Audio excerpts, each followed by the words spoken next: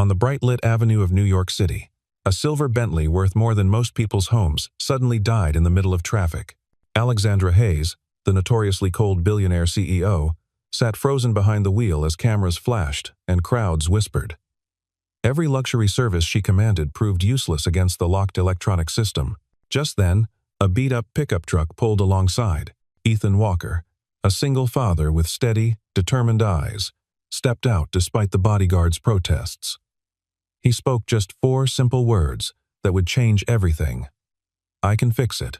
Ethan Walker was 36 years old, with the kind of rugged handsomeness that came from hard work rather than gym memberships. His broad shoulders filled out a worn flannel shirt, and his calloused hands told stories of countless hours beneath car hoods. Standing 6 feet 2 inches tall with stubbled jaw and dark hair that had started showing silver at the temples, he carried himself with quiet confidence that didn't need words to prove itself. Once a mechanical engineer for the military, designing and repairing systems that saved lives in combat zones, he'd walked away from a promising career when his wife Sarah was diagnosed with terminal cancer. Now he ran a small garage on the outskirts of the city, barely making enough to keep the lights on and food on the table for his daughter. His 7-year-old daughter Lily was his entire world. She had inherited her mother's soft brown curls and warm hazel eyes that sparkled with intelligence beyond her years. Despite losing her mother at age 4, Lily maintained an unshakable optimism that her father could fix anything broken in the world. She wore hand-me-down dresses with the dignity of a princess and carried a worn teddy bear named Patches that Ethan had sewn back together more times than he could count. Her unwavering faith in her father was both his greatest strength and his heaviest burden. Alexandra Hayes commanded boardrooms with the same ease most people ordered coffee. At 32, she was the youngest CEO in the automotive industry, having taken over Hayes Motors after her father's sudden death 3 years ago. Her platinum blonde hair was always pulled back in a perfect chignon, not a strand out of place, and her ice blue eyes could freeze subordinates mid-sentence. She wore Armani suits like armor, each outfit worth more than Ethan's monthly revenue. Behind the carefully constructed facade of power, she carried the weight of a $5 billion company, a board of directors who questioned her every decision, and the crushing loneliness that came from being untouchable. She hadn't taken a real day off in 3 years, hadn't had a conversation that wasn't about profit margins or market share, hadn't allowed herself to feel anything beyond the next quarterly report. Then there was Damian Cross, 40 years old, and carved from ambition and malice in equal measure. As CEO of Cross Automotive Technologies, he stood 6 feet tall but seemed taller, with gray eyes that never quite warmed even when he smiled. His silver suits were custom-tailored in Milan, and his thin lips often curved in a smile that never reached those calculating eyes. He'd built his empire on stolen innovations and crushed competitors, using hackers and corporate espionage with the casualness most people used email. He wanted Hayes Motors, not just for profit, but for the pleasure of watching Alexandra fall. The November morning had started like any other for Alexandra. She'd been awake since 4:30, reviewing contracts over black coffee in her penthouse office. The $5 billion autonomous vehicle contract with the Department of Defense was the largest in the company's history. She had exactly 47 minutes to reach the signing ceremony at the Waldorf Astoria. Her driver had called in sick, but she'd dismissed it as irrelevant. She could drive herself. The Bentley Continental GT, a custom model with Hayes Motors' latest smart integration system, purred to life at her touch. Fifth Avenue was its usual chaos of yellow cabs and tourists when the car's entire electronic system seized. The engine died instantly, the steering locked. Even the door handles, controlled by the smart system, refused to respond. Alexandra found herself trapped in a $300,000 prison as traffic ground to a halt around her. Horns blared. A traffic officer approached, whistles shrieking. Then the media vultures descended, sensing blood in the water. Someone had tipped them off. "Miss Hayes, is this a failure of Hayes Technology?" A reporter shoved a microphone against the window. Alexandra's hands trembled as she tried her phone. Her chief technology officer didn't answer. Her assistant's line went straight to voicemail. The head of security was unavailable. Sweat beaded on her forehead despite the November chill. In 12 years of business, she'd never felt this exposed, this helpless. The crowd grew larger, phones raised, recording her humiliation for the world to see. Ethan had been driving Lily to school in his 1994 Ford pickup when they encountered the traffic jam. Lily stood up on the bench seat to see better, her curious eyes taking in the scene. The gleaming Bentley sat dead center in the intersection, surrounded by chaos. Even from 50 feet away, Ethan recognized the signs of a complete electronic system failure. He'd seen it before in military vehicles hit with electromagnetic pulses. "Daddy, that lady looks scared." Lily observed with the emotional intelligence that constantly surprised him. Ethan was already turning away when Lily grabbed his calloused hand with her small fingers. "You can fix it, Daddy. You fix everything." The weight of her faith pushed him forward. He parked the truck and approached the Bentley, noting how the bodyguards immediately moved to intercept. One of them, a mountain of a man in a black suit, put a hand on Ethan's chest. "Back off, pal. No civilians. I can fix it," Ethan said simply. The bodyguard laughed. "Yeah? You and what MIT degree?" Alexandra had watched the exchange through the window. Something about the man's calm certainty cut through her panic. She manually cranked down the window an inch, a backup feature most people didn't know existed. "Let him try," she commanded. The bodyguards reluctantly stepped aside. Ethan circled the car once, then dropped to the ground, sliding under the chassis without hesitation. His flannel shirt picked up oil stains from the street. 30 seconds passed, then 60. Alexandra heard metal clicking, the sound of manual override switches being triggered. The car suddenly roared to life. Ethan emerged, wiping his hands on his jeans. "Your electronic control module was locked in a feedback loop. I bypassed it manually. You'll need to get it properly serviced, but it'll run for now." Alexandra stepped out, finally free. The crowd applauded. Cameras captured everything. She reached for her wallet, pulling out a roll of hundreds. "I don't need your money," Ethan said quietly. "Just get somewhere safe." He was already walking back to his truck, where Lily waited, waving cheerfully at Alexandra. They drove away, leaving the billionaire CEO standing on Fifth Avenue, holding useless money and feeling something she hadn't experienced in years. Genuine curiosity about another human being. The story exploded across news outlets within hours. Mystery mechanic saves billionaire's Bentley. The video went viral, analyzed frame by frame. Alexandra watched it 17 times in her office, studying the man who'd refused her money. Her investigator took only 3 hours to compile a report. Ethan Walker, former Army mechanical engineer, honorable discharge, widower, single father, owner of Walker's Garage in Queens. Annual revenue, barely $40,000. Debt, significant. She called him that evening. He answered on the 6th ring. Voice tired. "Mr. Walker, this is Alexandra Hayes." Silence. Then, "Your car working okay? I'd like to hire you as a consultant to review our smart car systems. I'm not interested. $5,000 for 1 day's work." Ethan almost hung up.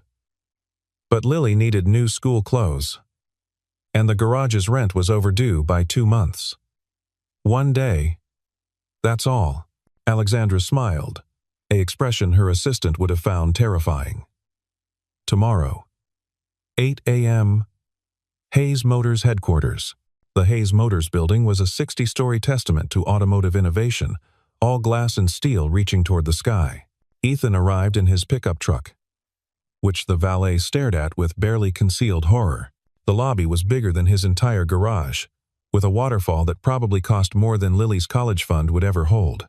"Mr. Walker?" A young woman in a severe black suit approached.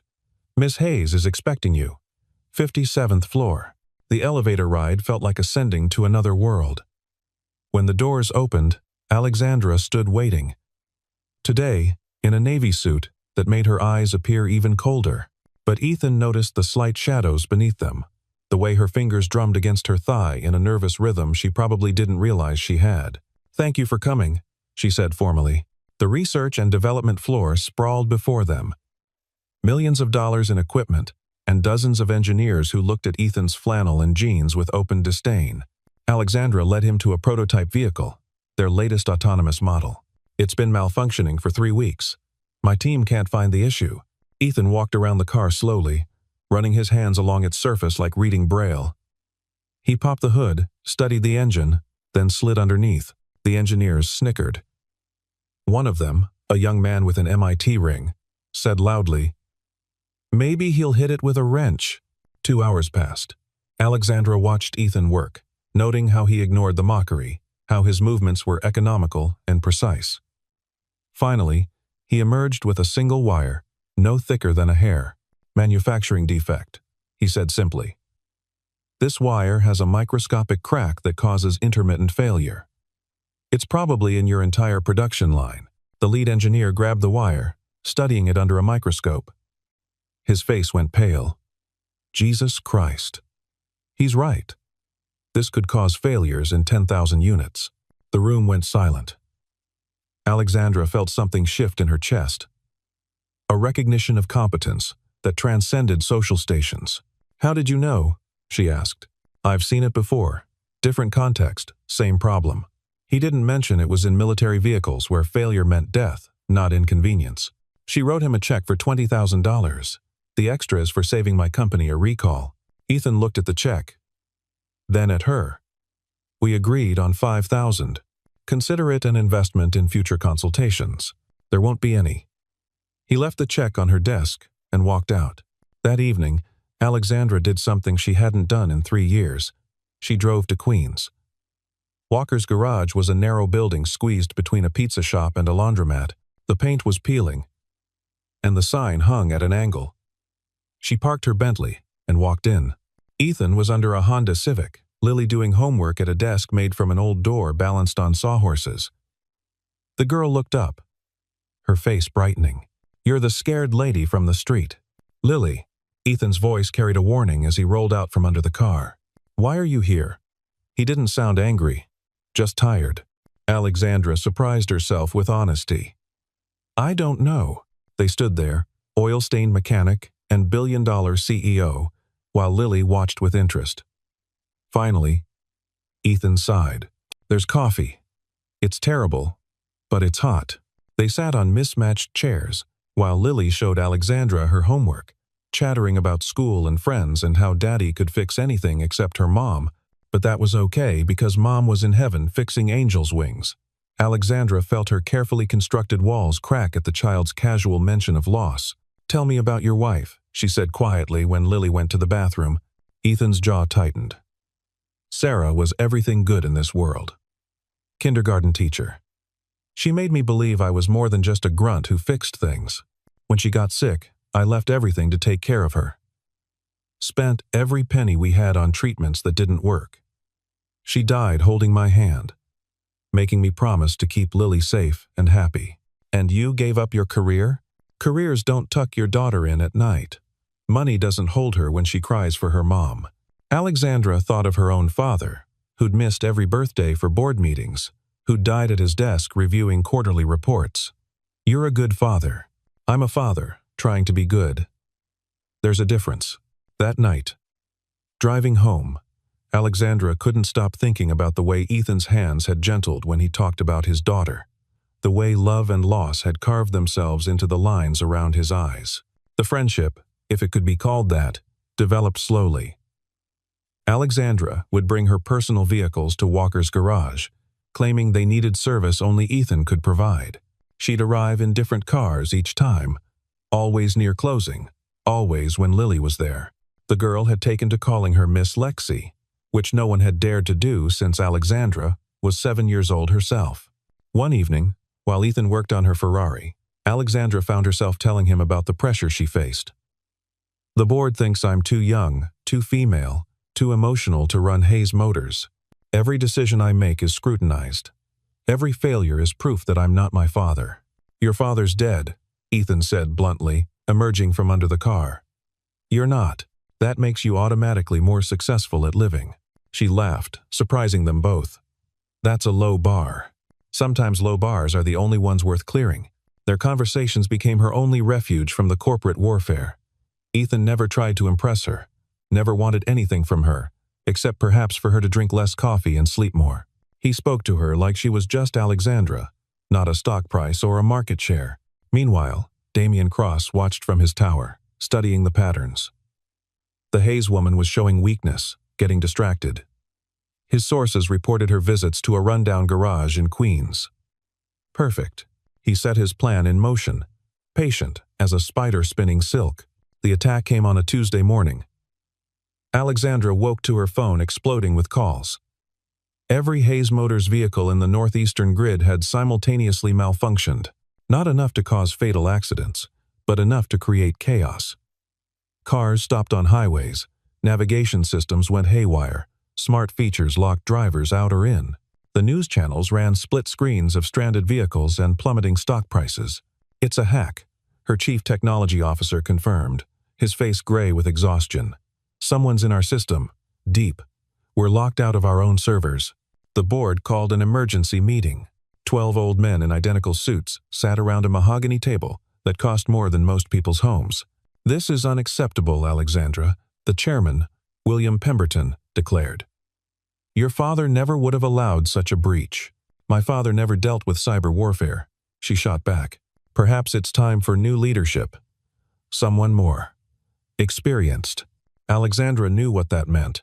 They'd been looking for an excuse to force her out, and this was gift-wrapped with a bow. She had 48 hours before they called a vote of no confidence. She drove to Walker's garage that night. Not in a Bentley or Ferrari, but in a rental Toyota. Arriving after midnight. Ethan was still working. Lily asleep on the couch he'd set up in the corner. Alexandra looked destroyed, her perfect composure shattered. They're going to take my company, she said. And then she was crying, great gulping sobs that seemed to surprise her more than him. Everything I've worked for, everything my father built, gone because I wasn't paranoid enough to see this coming. Ethan set down his wrench and did something unexpected. He hugged her. Not the careful, professional embrace she'd known at corporate functions, but the kind of hug that said someone saw your pain and wouldn't let you carry it alone. I can fix it, he said quietly into her hair. She pulled back, mascara streaking her cheeks. This isn't a broken carburetor, Ethan. No. But it's still a system. And systems can be understood, diagnosed, repaired. He grabbed his laptop, an ancient thing held together with duct tape. Show me everything. They worked through the night. Ethan's military experience with electronic warfare proved invaluable. He recognized patterns in the attack, signatures he'd seen in combat zones. By dawn, he'd isolated the intrusion to specific server nodes. It's not just a hack, he explained, downing his fifth cup of terrible coffee. It's surgical. Someone knew exactly where to hit to cause maximum damage with minimum effort. This is corporate sabotage, not random chaos. Damian Cross. Alexandra breathed. It has to be. He's been trying to force a merger for 2 years. Then we need proof. Ethan looked at her, exhausted but determined. I need access to your main servers. The physical hardware, not remote access. That's in the basement of Hayes Tower. It's biometric locked. Only 5 people have access. Make it 6. The Hayes Motors server room was a cathedral of technology. Rows upon rows of humming machines that controlled millions of vehicles worldwide. Ethan moved through them like a bloodhound on a scent, occasionally pulling out tablets or connections to examine. Alexandra watched him work. This man in flannel and jeans who didn't belong in her world, but was the only one fighting to save it. There, he finally said, pointing to a tiny device no bigger than a fingernail attached to one server. Hardware hack. Someone had physical access to plant this. It's broadcasting your data to an external source. Can you trace it? Already am. His fingers flew over the keyboard. The signal's bouncing through proxies, but got it. The endpoint is registered to a shell company called Silver Automotive Holdings. Alexandra's face hardened. That's one of Cross's shadow corporations. Is that enough proof? It's a start. But I need more. I need to prove he orchestrated this. She thought for a moment. There's a gala tomorrow night. Cross will be there. He always attends, loves to gloat in person. Then get him talking. People like him can't resist bragging about their cleverness. Come with me. Ethan looked at her like she'd suggested he fly to Mars. I don't do galas. Please. I need someone there I can trust. Someone who sees through the performance.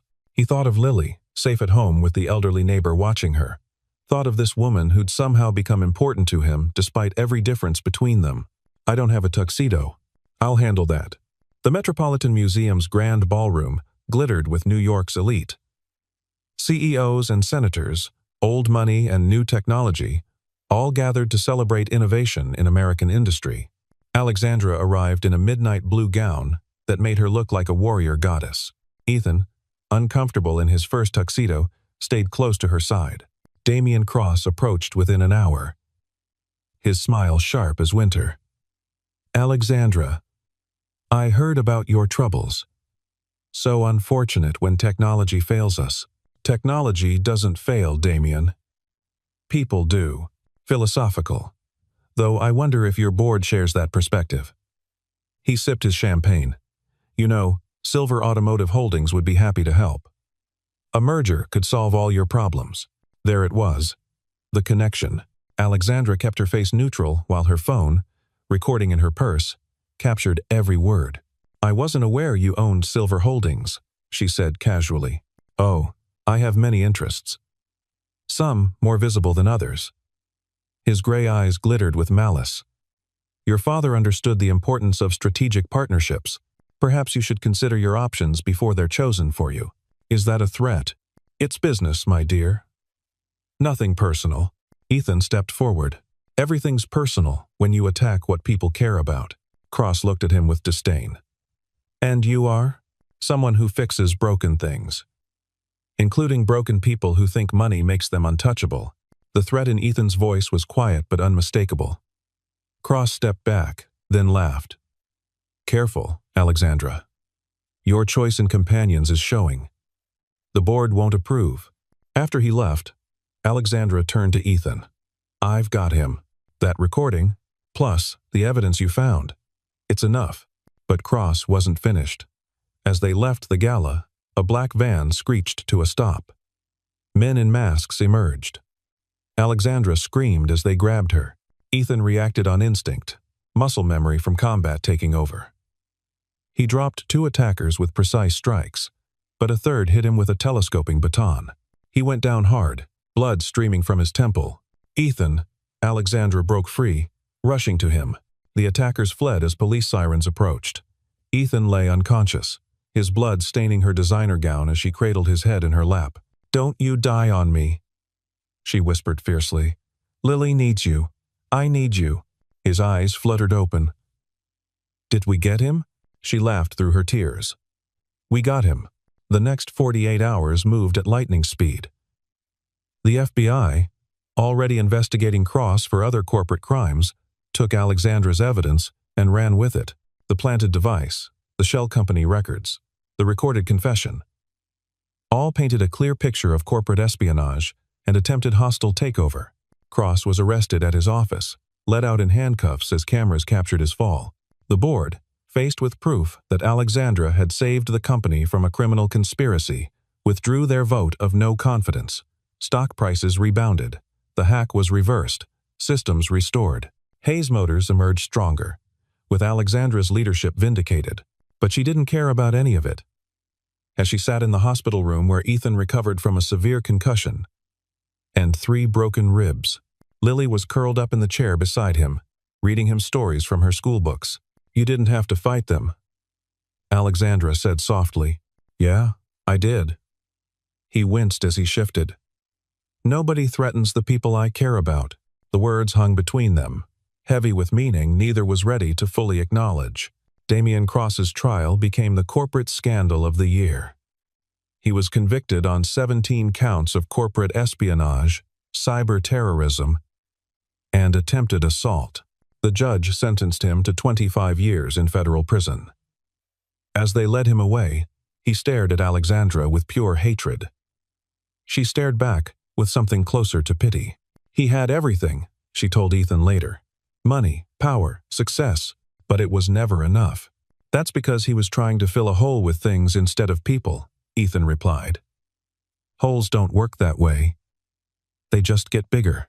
Alexandra thought about her own holes, the loneliness she'd filled with work, the grief for her father she'd buried under profit margins. How do you fill them? You don't. You learn to build bridges over them. Walker's garage underwent subtle changes. New equipment appeared, anonymously donated. The rent was mysteriously paid for a year in advance. When Ethan confronted Alexandra, she shrugged. Consider it a return on investment. You saved my company $50 million in recall costs. I don't want your charity. It's not charity, it's friendship. Friends help each other. Is that what we are? Friends? The question lingered. They'd become something beyond definition. Alexandra still brought her cars for service, but now she stayed for dinner, helping Lily with homework while Ethan cooked. She learned to appreciate hot dogs and macaroni. He learned to tolerate her need to check emails every 10 minutes. Lily was the bridge between their worlds. She didn't see a billionaire and a mechanic. She saw Miss Lexi, who helped with math, and Daddy, who could fix anything, even broken hearts, though he didn't know it yet. One evening, as autumn turned to winter, Alexandra arrived at the garage in tears. Not the angry tears of the cyber attack, but the deep, grieving kind that came from old wounds. It's my father's birthday, she explained. He would have been 65. I always wonder if he'd be proud of me or disappointed that I nearly lost everything. Ethan set down his tools and took her hands, not caring that his were covered in grease. You didn't lose anything.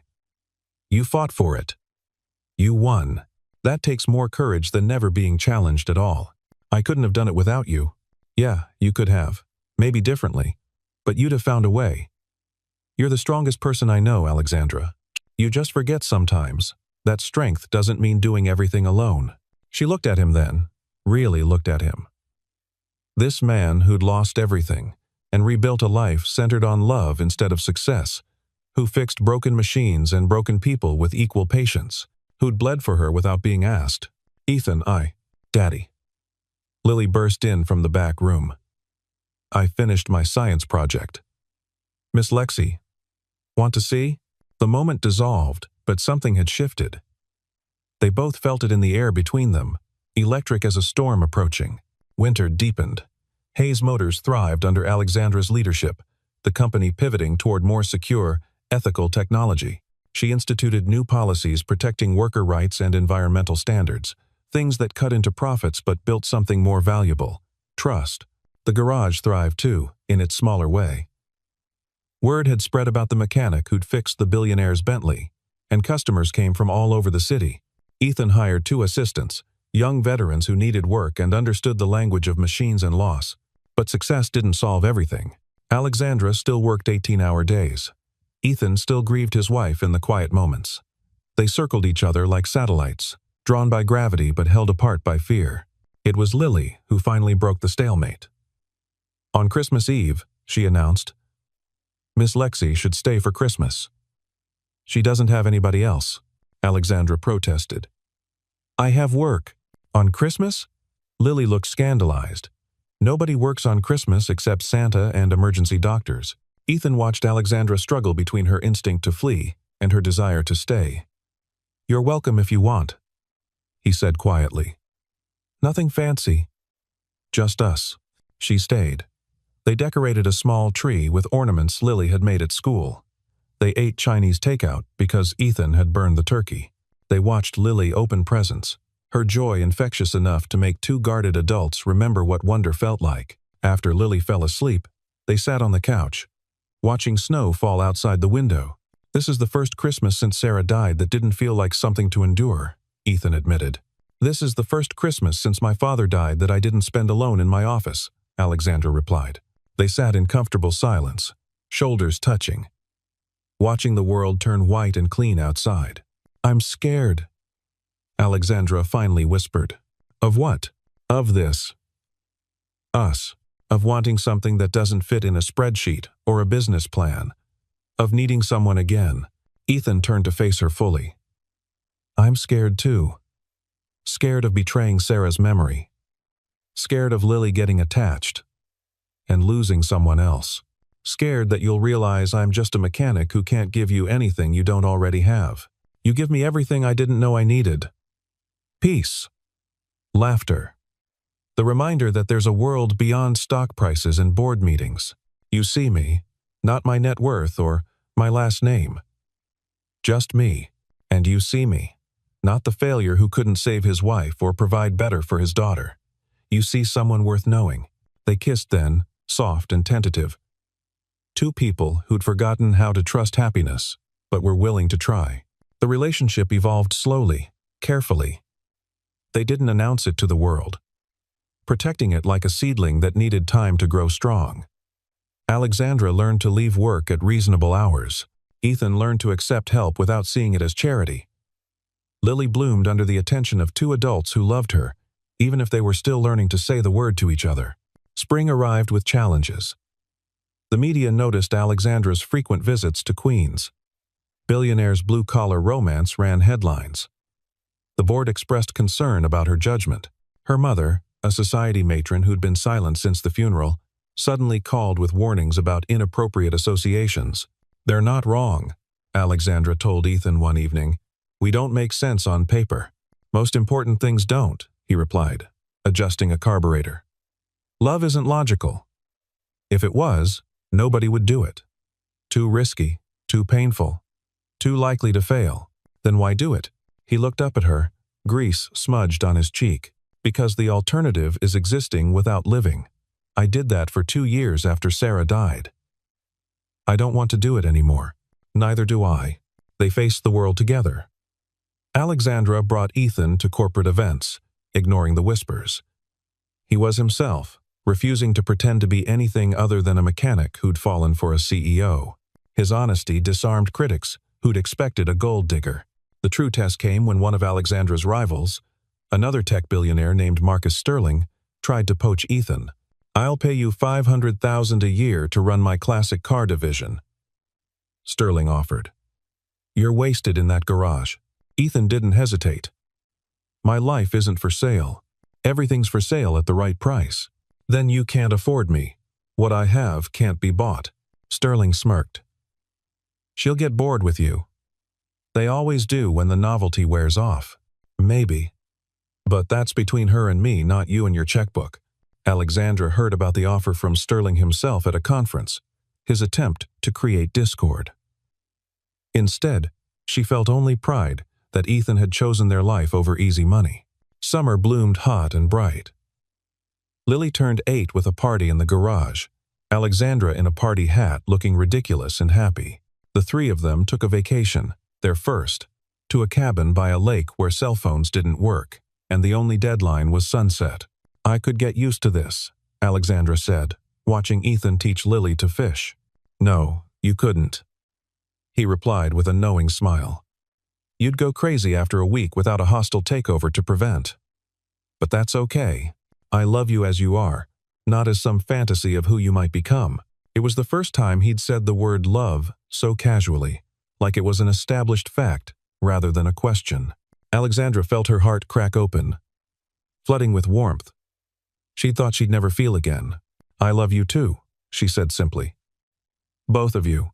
Lily looked up from her fishing rod. "Does this mean you're going to be my mom now?" The adults exchanged glances. "Do you want that?" Alexandra asked carefully. "I want us to be a family. Daddy fixes cars, you fix companies, and I fix both of you when you're being silly."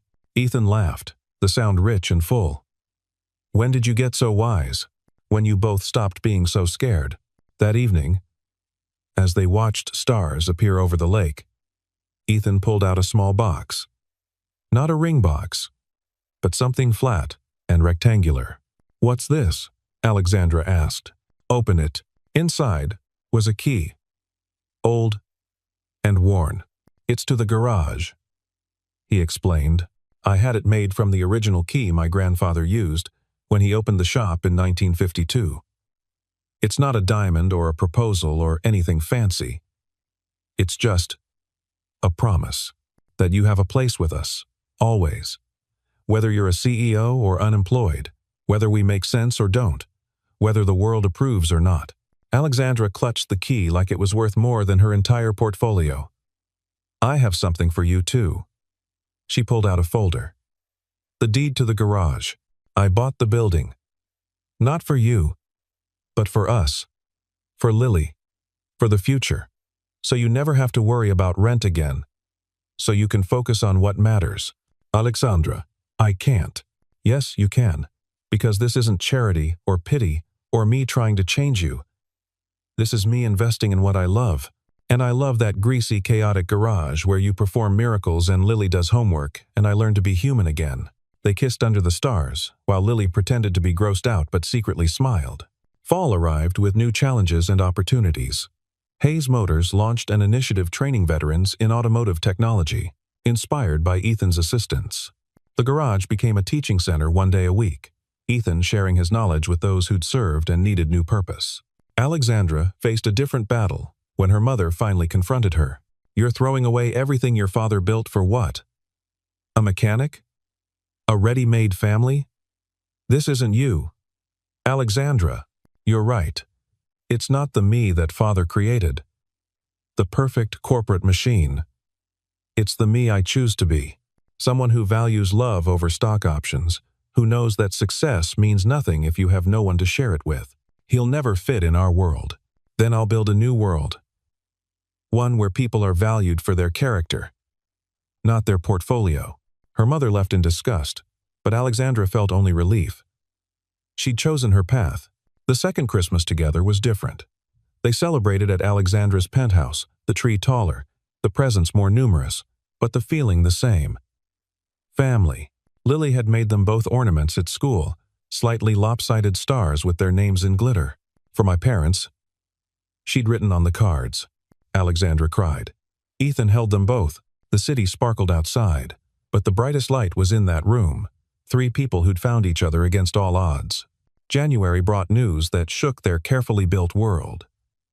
Sarah's parents, who'd been absent since the funeral, suddenly wanted custody of Lily.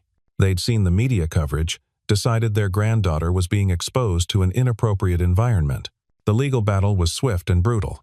They hired expensive lawyers, painted Ethan as unstable, Alexandra as a corrupting influence.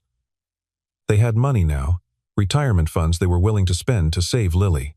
But they hadn't counted on Lily herself. At 8 years old, she stood before a family court judge and spoke with clarity that stunned the room. My grandparents didn't want me when Mommy died. They said Daddy should put me in a special school because he couldn't take care of me alone. But he did. He fixed our broken family just like he fixes cars. Then Miss Lexi came, and she helped fix us more.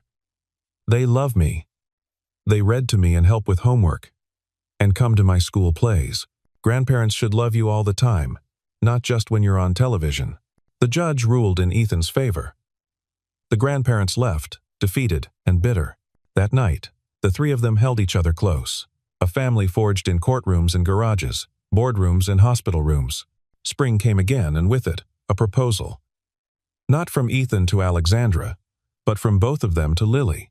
We want to make this official, Alexandra explained. I want to adopt you, if that's okay. Not to replace your mom, but to be another mom, to be able to pick you up from school and sign permission slips and be there for everything. Lily launched herself at Alexandra. Yes. Yes. Can we have a party? Can I wear a fancy dress? They had a small ceremony, just close friends and the garage crew.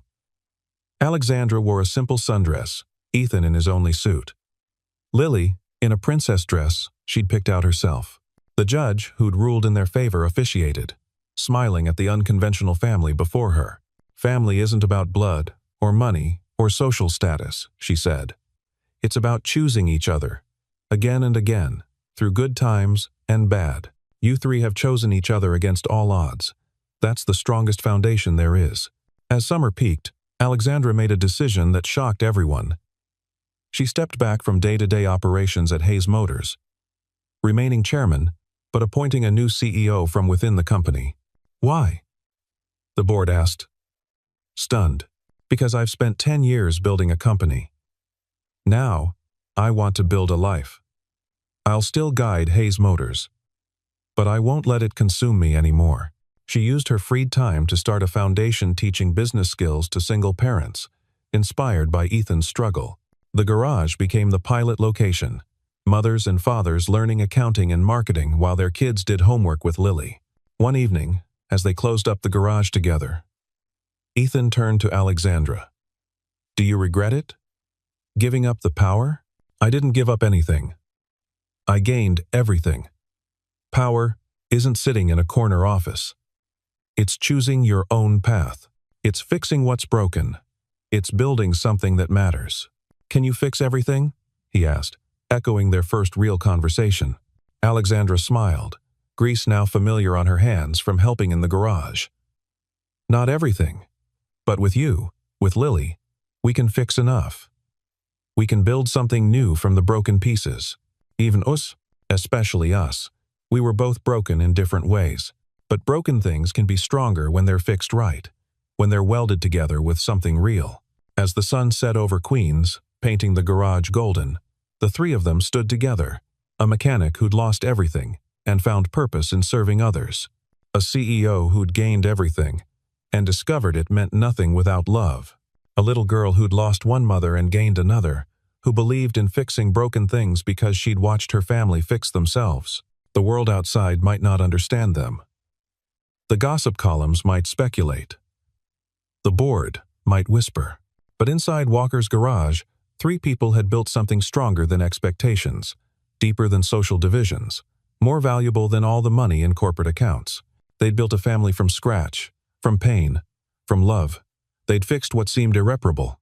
And as they locked up the garage and headed home together, Lily between them, hands linked like an unbreakable chain, they knew the most important truth.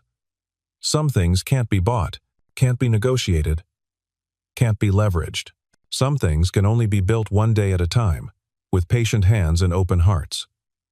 Some things, the most important things, can only be fixed with love.